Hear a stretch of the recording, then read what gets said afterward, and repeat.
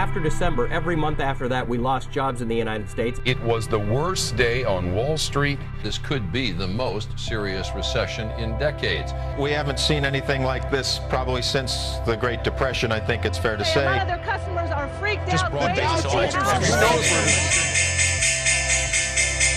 That was scary.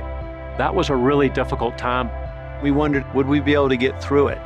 We weren't sure if the customer was going to come back. There was huge uncertainty. We didn't know what was going to happen next.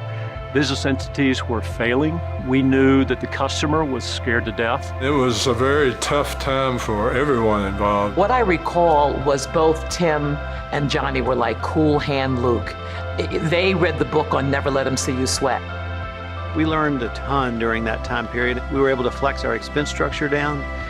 We had $500 million in cash on our balance sheet coming out of that, and we began to invest. We had made a lot of investments in technology. We had done a lot of initiatives, changing our store, investing in different equipment, as well as on our website.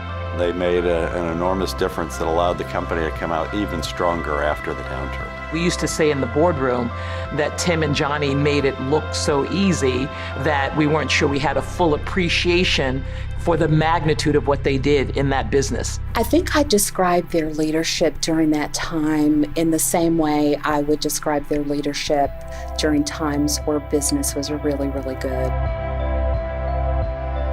Tim and Johnny did such a great job with Belk. Comes from their home. They're representatives of a long-standing family business. They didn't just become CEO and president at the top. They worked their way up. You could tell that they were drawing on a reservoir of knowledge and experience and tutelage. Tim and Johnny are great leaders. They have all the capabilities, and they use those capabilities to provide great leadership. We're very different people, and we learned to operate well together. There's this, yin and yang, and so working with Johnny was a real pleasure, and I knew I could always trust him. They were Boy Scouts. They were Eagle Scouts to the heart, and they lived the Scout law.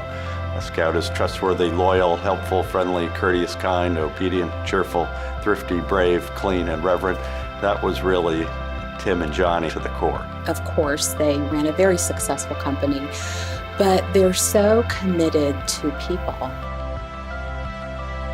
Johnny and Tim knew everyone's name, and you could tell that the relationships were genuine and authentic. It's all about the people, and that's something that our grandfather believed in and built the company on. We believed that if we could get involved, give back, we could make communities stronger, and you would benefit in the process of that. I had the opportunity to get to know Tim and Johnny, I think, in a very unique way.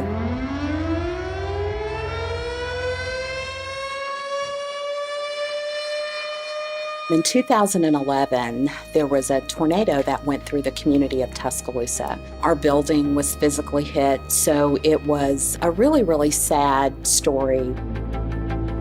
They were so personally involved in helping us to not only rebuild the store, but also impact the lives of our associates and the community. It was really quite remarkable.